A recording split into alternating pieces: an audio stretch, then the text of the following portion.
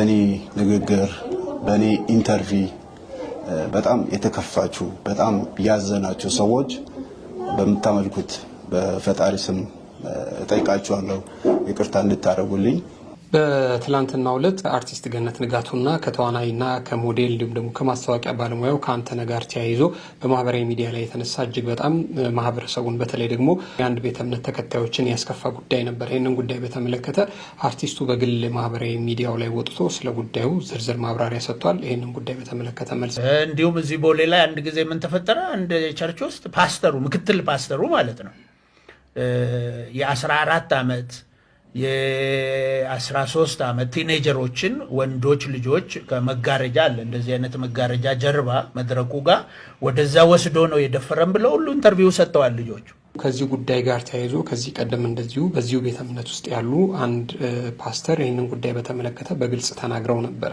የኛ ቤተ እምነት ውስጥ እንደዚህ ያሉ ሰዎች አሉ፣ ህጻናትን ከመጋረጃ ጀርባ እንዲህ አድርገው ያበላሻሉ ብለው ነበር። ታዲያ ይህንን ጉዳይ በተመለከተ ትላንትና አንተነህ ላይ ክስ የመሰረተው ካውንስሉ ከዚህ ቀደም እኚህን ግለሰብ ለምንድን ነው ዝም ያላቸው? እሳቸው ቤታቸው ስለሆነ እንደፈለጋቸው መናገር ይችላሉ ወይ? እርሳቸውም ከዚህ ቀደም ይህንን ጉዳይ በተናገሩበት ጊዜ ይህንን ያደረገው ፓስተር ማን ነው ተብሎ ሊጠየቁ ይገባል የሚል ሀሳብ ተነስቶ ነበረ። ዝርዝሩን ጉዳይ የምንነግራችሁ ይሆናል አብራችሁን ከቆያችሁ ማለት ነው። በሌላ መልኩ እንግዲህ ከፊንቴክ ጋር ተያይዞ እንግዲህ ለቀናት ወህኒ ቤት የቆዩት በኢትዮጵያ የኪነ ጥበብ ኢንዱስትሪ ውስጥ ትልቅ ስምና ዝና ያላቸው አርቲስቶች በአሳዛኝ ሁኔታ እንግዲህ ተጨማሪ ቀን ተጠይቆባቸዋል። ይህም ደግሞ በተለይ አርቲስቶቹ እንግዲህ ወጥተው በዓልን ቤታቸው ያሳልፋሉ ተብሎ ሲጠበቅ እንግዲህ በዓልን በወህኒ ቤት ሊያሳልፉ መሆኑ ተሰምቷል። ዛሬ ፍርድ ቤት ቀጠሮ ነበራቸው። ፍርድ ቤቱ ምን ወሰነ፣ ምንድን የተባለው ነገር፣ ቀጣዩስ ምንድን ነው የሚለውንም ነገር እንደዚሁ አብራችሁን ከቆያችሁ የምንነግራችሁ ጉዳይ ይሆናል።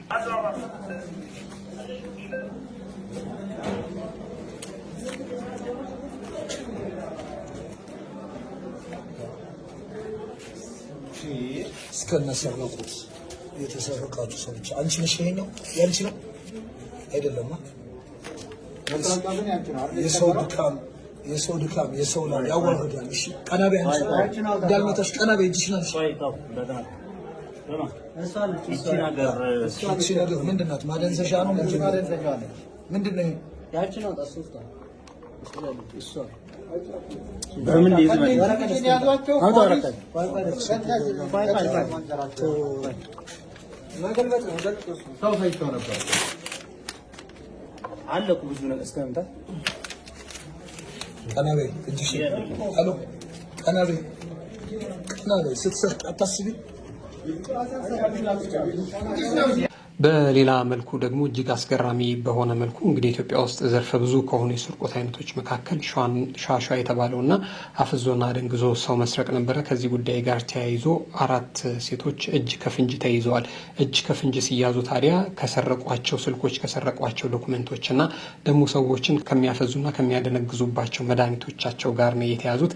ይህንንም ጉዳይ በዝርዝር የምንነግራችሁ ይሆናል አብራችሁን ከቆያችሁ። በሌላ መልኩ ከወደ ደቡብ ክልል ከጎፋ ዞን አካባቢ የሰማነው ነገር እጅግ በጣም የሚያሳዝን ጉዳይ ነው። አንድ ሰው ነፍሰ ጡር የሆነች የ6 ወር ነፍሰ ጡር የሆነች የገዛ ሚስቱን በልጆቹ ፊት እንግዲህ እንደ ከብት አጋድሞ አርዷት መጥፋቱ ተሰምቷል። ይሄ ጉዳይ እጅግ በጣም አስደንጋጭም አነጋጋሪም ሆኗል። ጉዳዩ ግን ምንድን ነው? አብራችሁን ከቆያችሁ የምንነግራችሁ ነገር ይሆናል። የምንወዳችሁና የምናከብራችሁ የጊዜ ሚዲያ ቤተሰቦች እንዴት አላችሁ? በያላችሁበት የዓለም ጫፍ በያላችሁበት የሀገር ጥግ ሁሉ ሰላም፣ ፍቅር፣ ጤና ትሆኑ ዘንድ ዞትሪያ ምኞታችን ነው። ኤልያስ ደግነት ነኝ። የምትከታተሉት ጊዜ ሚዲያ ነው። እስከ ፕሮግራማችን ፍጻሜ ድረስ አብራችሁን ቆዩና እነዚህን ፕሮግራሞች ተከታተሉልን። ጊዜ ሚዲያን ሰብስክራይብ ያላደረጋችሁ ደግሞ ካላችሁ ሰብስክራይብ እያደረጋችሁ ለመቶ እንድንደርስ እንድትገፉን ከወዲሁ በትህትና እንጠይቃለን።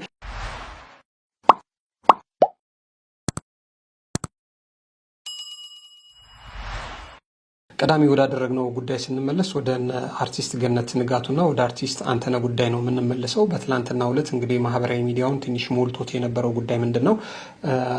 የገነት ንጋቱ የልቤ እውነት በተሰኘ የዩቲዩብ ዝግጅቷ ላይ አርቲስት አንተነህን እንግዳ አድርጋው ቆይታ ነበር። ታዲያ በዚህ መካከል በታመመ ጊዜ የገጠሙትን እውነቶች በመናገር መካከል ከቤተ ክርስቲያን በተለይ ደግሞ ፓስተር ሆኖ ወንድ አፍቃሪ ስለመሆኑ ልጸልይልህ ብሎ ጠርቶት ጉዳዩን በተመለከተ መጨረሻ ላይ ወድጄሃለሁ ስለማለቱና ወንድ ወንድ አፍቃሪ ግብረ ሰዶም ስለመሆኑ ተናግሮ ነበር። ይህ ጉዳይ ታዲያ በማህበራዊ ሚዲያው በጣም ተሰራጭቶ የአንድን ቤተ እምነት ስምና መልክ ማጠልሸት ነው በሚል ተቃውሞ ተነስቶ ነበረ። በዛም ደግሞ በካውንስሉም ክስ እንደተመሰረተባቸው ሰምተን ነበር። ይህንን ጉዳይ በተመለከተ ታዲያ እንግዲህ ወዲያውኑ ጉዳዩ በጣም አሳሳቢ እንደሆነም ስለገባው ይመስለኛል አንተነህም ይህንን ጉዳይ በተመለከተ በማህበራዊ ሚዲያ ላይ ወጥቶ መልስ ሰጥቷል። እሱ ምንድን ነው የሰጠው መልስ? እሱን እንየውና ወደ ሌላው ጉዳይ እንመለሳለን። ሰላም በመላ ዓለም የምትገኙ ውድ ኢትዮጵያውያን እንዴት ናችሁ? በመጀመሪያ ለፋሲካ በዓል እንኳን አደረሳችሁ ላለው። በመቀጠል በሰሞን ከገነት ንጋቱ ጋር የሰራነው አንድ ቪዲዮ ነበረ። እዛ ቪዲዮ ላይ እኔ የተጠቀምኩት ወጣቱን ለማስተማር ወጣቱ እንዲያውቀው በማለት ነው እንጂ እኔ የፕሮቴስታንት እምነት መንቀፌ ወይም ፕሮቴስታንት እምነት እነሱን መስደቤ መናገር አይደለም። ለምን ቢባል በባህሪ በአብዛኛው ሰው ያቀኛል። የሰውን ሃይማኖት ተወዳለሁ፣ የሰውን ሃይማኖት አከብራለሁ። ብዙ ማስተምራቸው በርካታ ወጣቶች አሉ ከተለያየ ቤተ እምነት እና እንደዚህ አይነት ነገር አይደለምና በሰዓቱ ስለ ህመሜ ለማውራት ነበር ከሷ ጋር የተገናኘ ነው እና በህመም ሰዓት ምናምን ሲል የሚደውሉልኝ ሰዎች ነበሩና ይሄን ፓስተር የተባለው ደግሞ ፕሮፌት የሚል ነው የፌስቡክ አካውንት እና በዛ እንትን ይል ነበር። ወደ ሌላ ነገር ሲገባ ቶሎ ብሎ ራሱ ሁሉንም ነገሮችን ፎርማት አድርጎ እንደገና ደግሞ ስልኩንም እንትን አላለም። ለምን ይሄ ነገር ይመጣል ብዬ አልጠበቅኩም። ይሄ ነገር ይመጣል ብዬ በጠብቅ እያንዳንዱ ነገር ሪከርድ አደረግ ነበር ወይም ስክሪንሾት አደረግ ነበርና ያንው በቃ እንደዛ ሲለኝ ከደነገጥኩኝ በኋላ ስልኩንም ራሴ ነኝ ዲሌት ያደረኩት። እሱ ያንውም እንትን አለ ማለት ነው። ስለዚህ ፕሮፌት የሚል የፌስቡክ አካውንት ነበረ። በዛ ላይ ነበር ስልክህን ላክልኝ ብሎ የነበረው እና ከዛ በኋላ ይሄንን ነገር ነው ያወራሁት። ለምን ቪዲዮን ጨርሳችሁ ካያችሁት እንደዚህ አይነት ነገር ላይ ብዙ ወጣቶች እየተለከፉ ነው። ብዙ ወጣቶች እንደዚህ አይነት ነገር ሰለባ እየሆኑ ነው። በሃይማኖት ታካው በእስልምናም ይሁን በክርስትናም ይሁን በጴንጤውም ወገንም ይሁን እንደዚህ አይነት ሰዎች አሉ እና ራሳቸውን እንዲጠብቁ ራሳቸውን የምታወሩትን ሰው እንድታውቁ በሚል ነው ይሄ ነገር እንትን ያልኩት እንጂ የኦርቶዶክስን ለማሞካሸት ወይም ደግሞ የጴንጤን እምነት ለመገልበጥ ወይም ደግሞ ስም ለማጠልሸት አይደለም። ለምን በየቦታው በእኛም ቦታ ቢሆን ትክክለኛ አስተማሪዎች አሉ፣ ውሸታም አስተማሪዎችም አሉ በሁሉም ቦታ። ስለዚህ እኔ ወጣቱ እንዲማርበት ወጣቱ ከእንደዚህ አይነት ነገር ልጸልይልህ በሚል ሌላም ነገር በሚል ወጣቱ እንዳይታለል በሚል ነው ይሄ ነገር ልናገር የቻልኩት። እኔ ከዚህ በፊት እንደዚህ አይነት በሃይማኖትም በምንም ጣልቃ የምገባ ሰው አይደለሁም። የሰውን ሃይማኖት የምወድ የሰውን ሃይማኖት የማከብር ሰው በማንነቱ የምወድ ሰው ነኝ። አስተዳደጌም እንደዛ አይደለም እና በዚህ ብዙዎች ተከፍታችኋል፣ ልትከፉም ይገባል እና ያለው ነገር ይሄ ነው። እኔ ይሄንን ነገር ከራሴ ፈጥሬ ወይም ሌላ ነገር ሳይሆን በቃ ይሄንን የሚከታተሉኝ ብዙ ወጣቶች አሉ። እኔን የሚደግፉ ወይም ደግሞ የኔን ምክር የሚሰሙ ብዙ ወጣቶች ስላሉ ከእንደዚህ አይነት ነገር ራሳችሁን ጠብቁ ከሚል ነው እና አውቃለሁ እንትን ሊላችሁ እንደሚችል አጠቃላይ እኔም በሆን ይከፋኛል፣ እኔም በሆን እንትን እላለሁ። ግን ይሄ የተባለው ነገር ደግሞ ለክፋት የሆነ ነገር አልነበረም ወይም ደግሞ ለእንትንም የተደረገ አልነበረም። አሁን ላይ እኔ ህመሜን በማስታመም ላይ ነኝ ያለሁት፣ ስቃይ ውስጥ ነኝ ያለሁትና ያንን የማደርግበት ምንም አይነት ሲቹዌሽን የለም። ለምን በጴንጤውም የምወዳቸው በጣም የማከብራቸው ፓስተሮች አሉ። ይሄ ሁሌም የምናገረው ማለት ነው። እንደዚሁም በኦርቶዶክስ ውስጥ የምወዳቸው ሰዎች አሉ፣ በጣም የምጠላቸውም ሰዎች አሉ፣ አስተማሪዎች።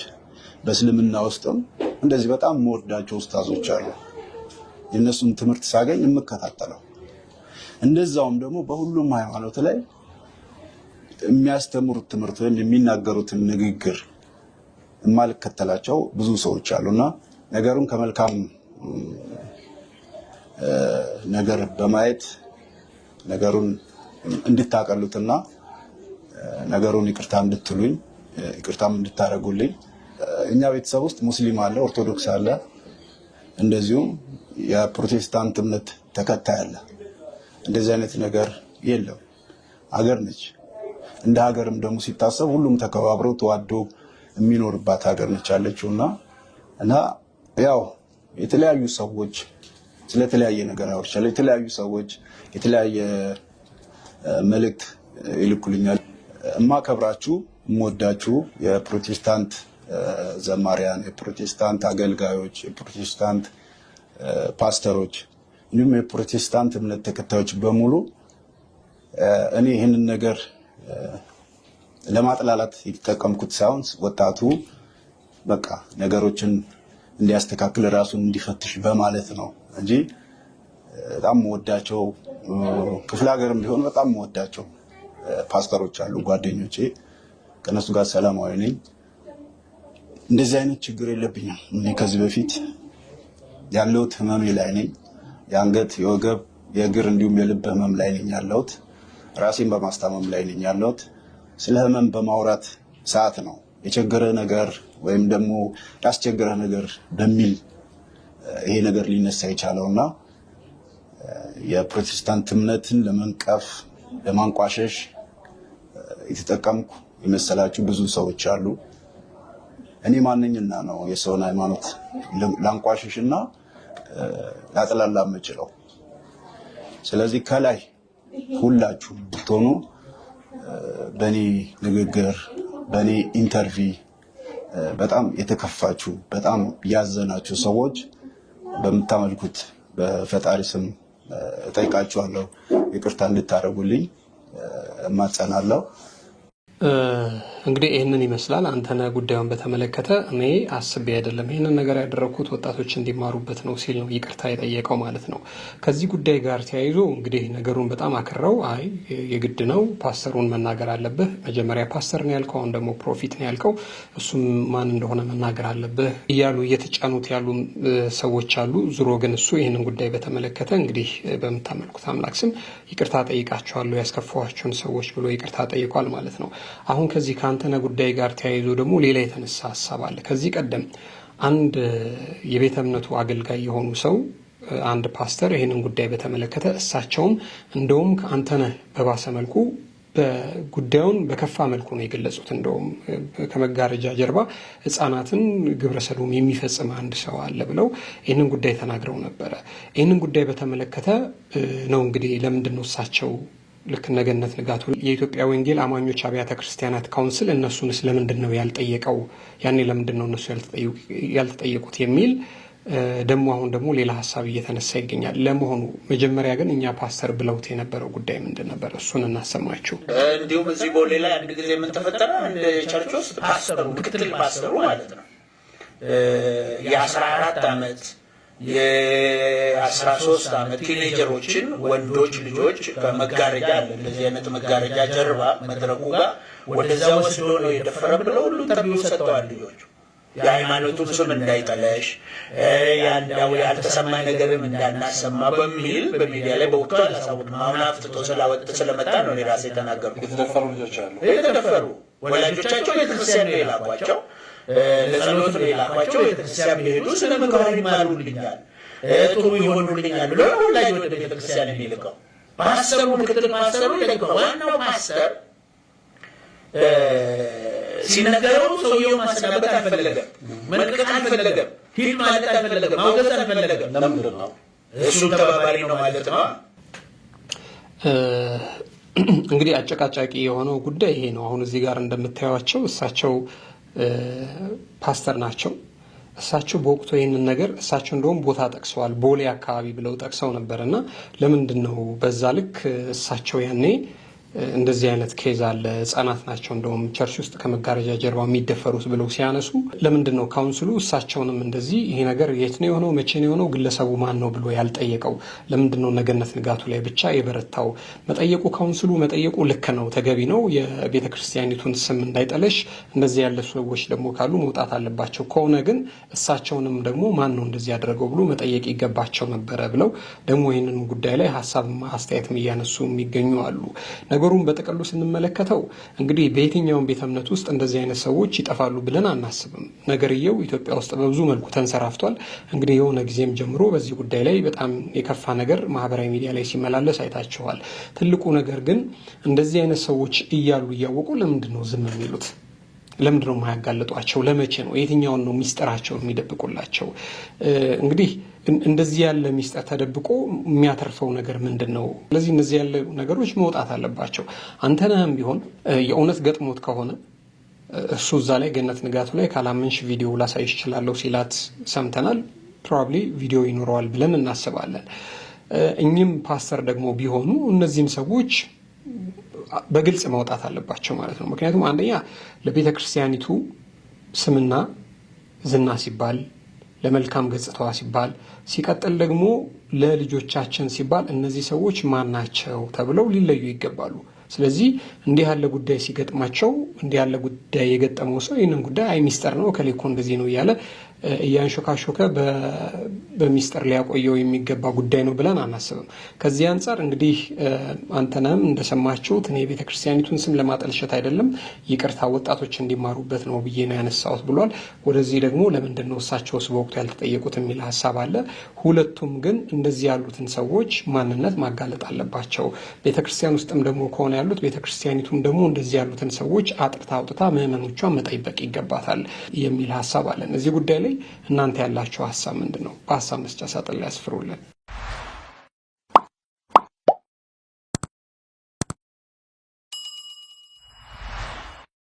ወደ ሌላኛው ጉዳይ ስንመለስ ባለፉት ሳምንታት ሁላችሁም እንደምታውቁት ከፊንቴክ ኢንቨስትመንት ግሩፕ ጋር ተያይዞ ወደ 1400 አካባቢ የሚደርሱ ሰዎች ብራችንን ተበላን ብለው መክሰሳቸው ይታወቃል። ከዚህም ጋር ተያይዞ ደግሞ እነ አርቲስት ሰራዊት ፍቅሬ እስር ቤት መቆየታቸው ይታወቃል። ታዲያ ዋስትናቸው ተከብሮላቸው ይወጣሉ፣ በዓልን ደግሞ ቤታቸው ያከብራሉ ተብሎ ሲጠበቅ እንግዲህ በሚያሳዝን መልኩ በዓልንም እስር ቤት ሊቆዩ እንደሆነ እየተሰማ ይገኛል። ከፊንቴክ ኢንቨስትመንት ጋር በተያያዘ በከፍተኛ የመጭበርበር ወንጀል ተጠርጥረው በቁጥጥር ስር የዋሉት አርቲስቶችና የቲክቶክ ተጽዕኖ ፈጣሪዎች ወይም ደግሞ ኢንፍሉዌንሰርስ ዛሬ በፌዴራል የመጀመሪያ ደረጃ ፍርድ ቤት አራዳ ምድብ ችሎት ቀርበው ነበረ። ፍርድ ቤቱም ፖሊስ ምርመራውን አጠናክሮ እንዲቀጥል የ8 ቀን ተጨማሪ ጊዜ ፈቅዶለታል። መርማሪ ፖሊስ ባለፉት 12 ቀናት ውስጥ ያከናወናቸውን ተግባራት ለችሎቱ ያቀረበ ሲሆን የሚከተሉትን ዋና ዋና ነጥቦችም አንስቷል። እስካሁን የ150 ምስክሮችን ቃል የተቀበለ ሲሆን ገና ያልተሰሙ ሌሎች ምስክሮች መኖራቸውንም ገልጿል። 12 የመንግስትና የግል ሚዲያዎች እንዲሁም ደግሞ በሀገሪቱ የሚገኙ ሁሉም ባንኮች በጉዳዩ ዙሪያ ያላቸውን መረጃ በጽሁፍ እንዲያቀርቡም መጠየቁንም አብራርቷል። እያንዳንዱ ተጠርጣሪ በወንጀል ድርጊቱ ውስጥ የነበረውን ሚናና ያገኘው ጥቅም ትስስር ላይ ዝርዝር ማብራሪያም ቀርቧል። ፖሊስ በቀሪ የምርመራ ስራዎች ምክንያት ተጨማሪ 14 ቀናት እንዲሰጠው የጠየቀ ቢሆንም ፍርድ ቤቱ ግን የሁኔታውን አሳሳቢነት በመገምገም 8 ቀናትን ብቻ ፈቅዷል። በተጠርጣሪዎች በኩል የቀረቡ ጠበቆች ደንበኞቻቸው በዋስ እንዲፈቱ አጥብቀው ተከራክረዋል። የጠበቃ ቡድኑ ባቀረበው መከራከሪያ መሰረት መጀመሪያ ቀሪ የምርመራ ስራዎች ተጠርጣሪዎቹ በእስር ላይ መቆየታቸውን የግድ የሚሉ ስላልሆኑ ቢፈቱ ችግር የለውም። ሁለተኛ ተጠርጣሪዎቹ የቤተሰብ አስተዳዳሪ ናቸው። ሶስተኛ ደግሞ አንዳንዶቹም ከፍተኛ የጤና እክል ያለባቸው መሆኑን በመጥቀስ የዋስትና መብታቸው እንዲከበርላቸው ጠይቀው ነበረ።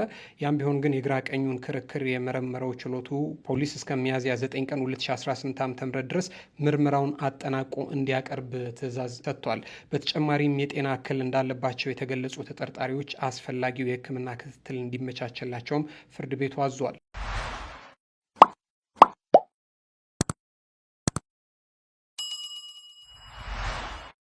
እንግዲህ ወደ ሌላኛው ጉዳያችን ስንመለስ አሁን ሰሞኑን በዓል ነው። በዓል ደግሞ ሲሆን በጣም ብዙ ሰዎች ለገበያ ብዙ ነገር በተለይ ደግሞ ገንዘብ በኪሳቸው የተፈቀደውን ካሽ በኪሳቸው ይዘው ይወጣሉ። ስልኮቻቸውም አሉ፣ የሚገዟቸው ብዙ ቁሳቁሶች አሉ። በገበያ መሀልም ደግሞ ስለሆነ መዋከብም አለና እንዴት አድርገው እንደሚሄዱ ወዴት እንደሚሳፈሩም በቅጡ ላያስተውሉ ይችላሉ። እንግዲህ የታክሲ ምጦት ስላለ ያገኙበት ውስጥ ታክሲ ነው ዘው ብለው የሚገቡት። ከዚህ ጋር ተያይዞ ስርቆቱም ሌብነቱም በዛው ልክ ነው የሚደራው። ታዲያ ዛሬ ከወደ ቡልቡላ አካባቢ የተሰማው ነገር እጅግ በጣም የሚያስገርም ነው። ኢትዮጵያ ውስጥ ዘርፈ ብዙ ናቸው ከሚባሉ የስርቆት አይነቶች መካከል አንዱ ሸዋሸዋ ነው። ከሸዋሸዋ ደግሞ በመለስ እኛ በጣም በተደጋጋሚ ሰርተን የምናቀርበውና ብዙዎቻችሁ እንድትማሩባቸው ብለን የምንላቸው የሀፍዝ የአደንግዝ የስርቆት አይነቶች አሉ። ዛሬ በቁጥጥር ስር የዋሉና እጅ ከፍንጅ የተያዙ 4 ሴቶች ግን በሁለቱም አይነት የስርቆት አይነት ነው። ወዲህ ሸዋሸዋም ይሰራሉ፣ ወዲህ ደግሞ እያፈዘዙም እያደነገዙም ሰው ይሰርቃሉ ማለት ነው። እና አሁን ይህንን ጉዳይ በተመለከተ ወደ እናንተ እንዲደጋግመ የምናመጣው እንድትማሩባቸው ብለን ነው። እነዚህን ሰዎች ደግሞ የሚያውቃቸው ሰው በተለይ ደግሞ በእርግጠኝነት ማህበረሰብ ውስጥ ነው የሚኖሩት፣ የሆነ ሰፈር ነው የሚኖሩት፣ የሆነ መንደር ውስጥ ነው የሚኖሩት። እነዚህን ሰዎች ሰው መቀጣጫ ሊያደርጋቸው ይገባል። ህግም ይቀጣል። ግን ደግሞ በዚህ ልክ ሚዲያ ላይ ደግሞ ወጥተው ሲታዩም ያደረጉት ነገር ምን ያህል አሳፋሪና ምን ያህል ከማህበረሰቡ ከሃይማኖት ከወግ ከባህል የወጣ ያፈነገጠ እንደሆነ ሲረዱ ምናልባት በቃ የሰው አይን ከሚበላን ከምናፍር ከምንሳቀቅ ብለው ሊተው ይችላሉ በሚል እንግዲህ በጣም በተደጋጋሚ እንደዚህ የሚያደርጉ ሰዎች ሚዲያ ላይ እየወጡ ይገኛሉ። ግን ጉዳዩ ምንድን ነው? እንግዲህ የተፈጸመው የስርቆት አይነት ሸዋሸዋ የሚባለው የስርቆት አይነት ነው። ወንጀለኞቹ በቦሌ ቡልቡላ በቁጥጥር ስር ነው ያሉት። በአዲስ አበባ ቦሌ ቡልቡላ አካባቢ አፍዝ አደንግዝ መድኃኒቶችን በመጠቀምና በሸዋሸዋ ስልት የዜጎችን ንብረት ሲዘርፉ የነበሩ 4 ሴቶች በቁጥጥር ስር መዋላቸው ነው የተሰማው። እንግዲህ በወቅቱ የተገኘባቸው መረጃ እነዚህ ግለሰቦች በቁጥጥር ስር እስካሉበት ሰዓት ድረስ በአንድ ጠዋት ብቻ የሰሩት የ4 ሰዎችን ስልኮች ዘርፈው ተገኝተዋል። ወንጀለኞቹ በቦርሳቸው መድኃኒቶችን በመያዝና ሰዎችን በማውራት በማታለል ስራ ላይ የተሰማሩ መሆናቸውም ታውቋል። እንግዲህ እንደምትመለከቱት በአንድ ቀን ጠዋት እስከተያዙበት ሰዓት ድረስ ነው 4 ስልኮችን የሰረቁት ማለት ነው። ሌሎችም መረጃዎች አሉ። ሌላ እዚህ ጋር እንግዲህ ስሟ በደንብ አልታያለን እንጂ መታወቂያዋም ያለች ግለሰብ አለች። እንግዲህ ቦርሳም አለ። ቦርሳቸው ውስጥ ደግሞ የሆኑ ዱቄትና ደግሞ ቅባት ነገሮችን ተገኝተውባቸዋል። ይህንን እያፈዘዙ እያደነገዙ የሚሰርቁባቸው ናቸው ማለት ነው። እና ከዚህ ጉዳይ ጋር ተያይዞ በጣም ብዙ ጊዜ ተጠንቀቁ እያለን ነበር። ግን እስቲ ቪዲዮውን ግን ተመልከቱ። እስኪ ቪዲዮዎቹን ተመልክተን እንመለስ።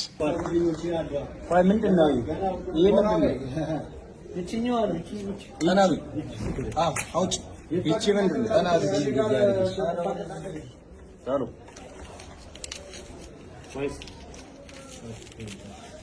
ይህ ምንድን ነው? ይህ ምንድን ነው? አንተ ምናምን ሰው ላይ የሚነፉት ይሆናል። የሆነ የሚነፋ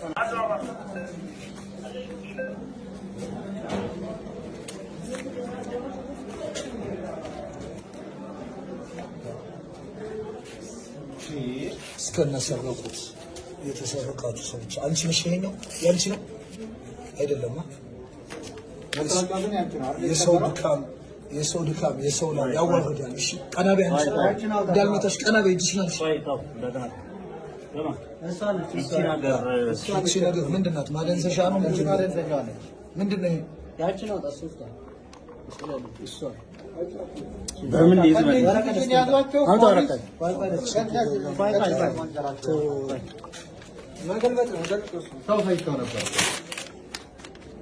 አለቁ ብዙ ነገር እስከምታ ቀና በይ እጅሽ አሎ ቀና በይ ቀና በይ ስትሰርቅ አታስቢ ቀና በይ እናቶቻችን እህቶቻችን መንቀሳቀስ ያቃታቸው በእናንተ ሰው ተሳቁ ሰርተሽ አትበይ ሌባ ሌባ ቢትሽን ቀና አድርጊ ቀና አድርጊ ቀና አድርጊ ቀና አድርጊ። እንግዲህ ይህንን ይመስላል ማለት ነው። እዚህ ጋር እንዳያችሁት በአንድ ጠዋት ነው 4 ስልክ የሰረቁት። በዛ ላይ ደግሞ ፈሳሽ ነገር ይዘዋል። እንደገና ደግሞ ዱቄትም ነገር ይዘዋል እና የያዟቸው ፖሊሶች ለመንካት በእጃቸው ለመንካት እንኳን እየፈሩ ነው በወረቀት ነገር ሲይዙ የነበረው። እንግዲህ እነዚህን ሁሉ ለቁም ነገር አበቃለ ያለ ቤተሰብ አለ።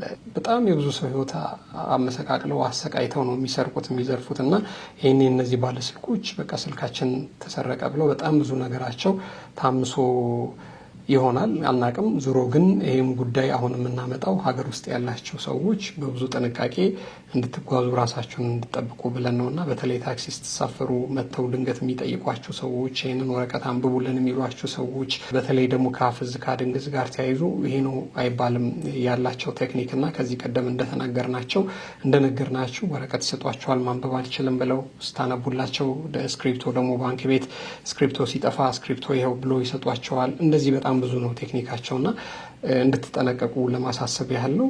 እንግዲህ ይህንን ይመስላል ያለንበት ሁኔታ ማለት ነው። ወደ ቀጣይ ቪዲዮ እንመለስ።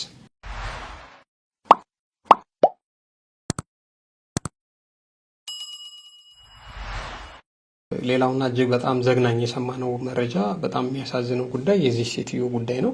እንግዲህ እጅግ በጣም በሚያሳዝን መልኩ ነው በገዛ ባሏ የፍቅር አጋሬ ነው ባሌ ነው ባለችው በተዳሯ ከነ 6 ወር ጽንሷ በባሏ የታረደችው።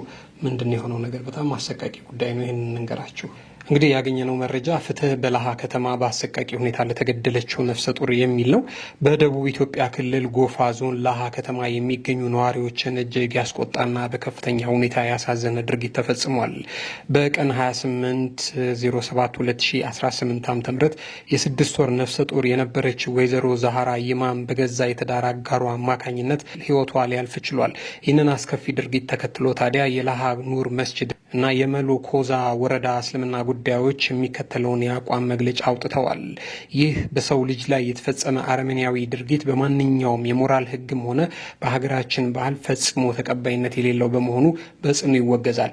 አንዲት ንጹህ ነፍስን መግደል መላውን የሰው ልጅ እንደ መግደል ይቆጠራል የሚለውን የእስልምና አስተምሮ በመጥቀስ ድርጊቱ ከእምነት አስተምሮ የወጣና የወንጀለኛው ግለሰብ የግል ማንነት መገለጫ መሆኑንም አስታውቋል። የመንግስትና የፍትህ አካላት ወንጀለኛውን በአስቸኳይ ለህግ እንዲቀርቡና ለህብረተሰቡ ትምህርት በሚሆን መልኩ የሚመጥን ከፍተኛ የህግ ቅጣት እንዲሰጠው በጥብቅ ጠይቀዋል። በሴቶች ህጻናት ላይ የሚፈጸሙ ጥቃቶችን ለመከላከልና ለማረጋገጥ መላው ማህበረሰብ በአንድነት ሊቆም እንደሚገባም አያይዘው ጥሪ አቅርበዋል። ለሟች ቤተሰቦች ዘመዶችና ቤተሰቦች መጽናናትን እንመኛለን ብለዋል። ሆነ በጣም ከቅርብ ጊዜ ወደዚህ ኢትዮጵያ ውስጥ የምንሰማቸው የጭካኔ ዜናዎች በጣም ግራ እያጋቡኝ እየመጡ ነው። ማለት ኢትዮጵያ ውስጥ ነው ይሄ ነገር እየተከሰተ ያለው? አብዛኛው ሰው ሃይማኖተኛ ነው የሚባልባት ሀገር ላይ የሚኖር ሰው ነው ይሄንን ነገር የሚፈጽመው የሚል በጣም እንቆቅልሽ የሆነ ነገር ነው እየተሰማኝ የመጣውና ይሄ ሰውዬ ምን አይነት ሰይጣን ልብ ውስጥ ሊገባ ነው የገዛ ሚስቱን በዚህ ልክ እንደዚህ አድርጎ እንደዚህ እንደ ከብት ቀልቷት የሚሄደውና እኔ አላቅም ምን አይነት ሰይጣን እየተጠናወተን እንደሆነና አንዳንድ ጊዜ እነዚህ ያሉ ዜናዎችን እየሰማን ስንመጣ በቃ ተራና ተርታ እየሆኑ የመጡ ይመስለኛል። በቃ ጆሮአችን እየለመደው አሁን እኮ ሞተ፣ ተገደለ፣ ጠፋ፣ ተጠለፈ የሚሉ ወሬዎችን ጆሮአችን ሰም በቃ ለምዶታል። በቃ የተለመደ ወሬ ይሆናል። ድሮ ማለት ነው ድሮ የሆነ ሰው በመኪና አደጋ ሞተ ሲባል በጣም ትልቅ ሀዘን ነው። በጣም በቃ ሀዘን ነው እንዲሰማቸው እንዲሁ በጣም በቃ ይወራል ማለት ነው። የመኪና አደጋ በቃ ተራ ነገር ሆኗል። በቃ ተራ ሰው አይኑን እንዲገልጹ እንደ መግለጥ ያህል በቃ ቀላል ነገር ሆኗል። የሰው ሕይወት ማጥፋት እንደዛ እየሆነ መጥቷል። ምን እየሆነን እንደሆነ ሊገባኝ አልቻለም።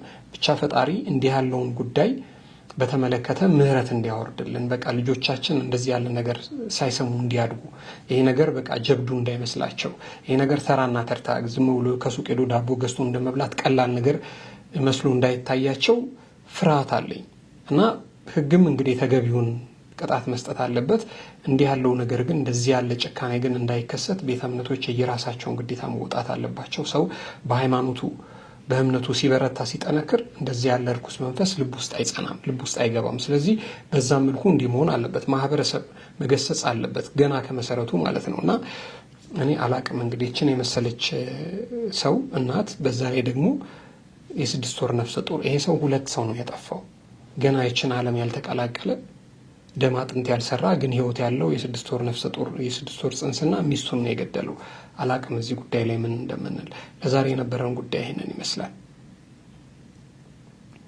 የምንወዳቸውና የምናከብራቸው የጊዜ ሚዲያ ቤተሰቦች ለዛሬ የነበረን ጉዳይ ይሄንን ይመስላል።